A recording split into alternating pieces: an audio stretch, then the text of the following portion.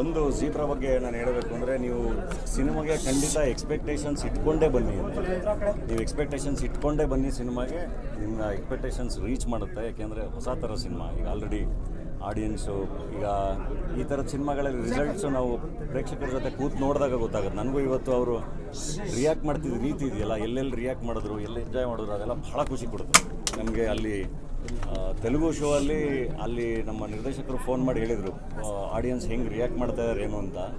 So ಕನ್ನಡಕ್ಕೂ ಅಷ್ಟೇ, ಕನ್ನಡದ cinema ಅನ್ನೋಷ್ಟು ಚೆನ್ನಾಗಿ ಡಬ್ ಮಾಡಿ ಇವತ್ತು ಕನ್ನಡದಲ್ಲಿ ನೋಡಿದಾಗ ಇಲ್ಲೂ ನಮ್ಗೆ ಅದೇ ಥರದ ಅದ್ಭುತವಾದ ರಿಯಾಕ್ಷನ್ ಸಿಕ್ತು. ಅದು ಬಹಳ ಖುಷಿ ಆಯಿತು.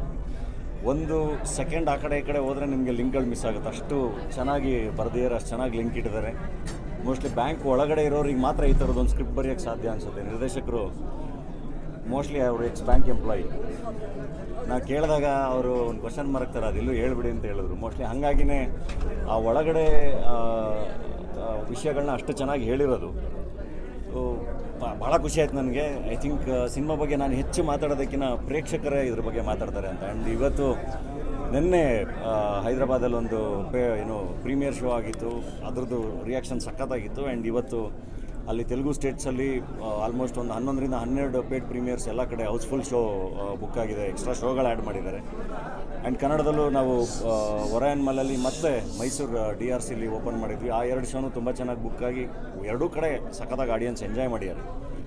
ಸೊ ಆ್ಯಂಡ್ ನಾಳೆ ಕರ್ನಾಟಕ ರಾಜ್ಯಾದ್ಯಂತ ಕನ್ನಡ ಸಿನಿಮಾ ಅನ್ನೋಷ್ಟೇ ಚೆನ್ನಾಗಿ ಒಂದು 150 ಸ್ಕ್ರೀನ್ಸಲ್ಲಿ ಕನ್ನಡ ವರ್ಷ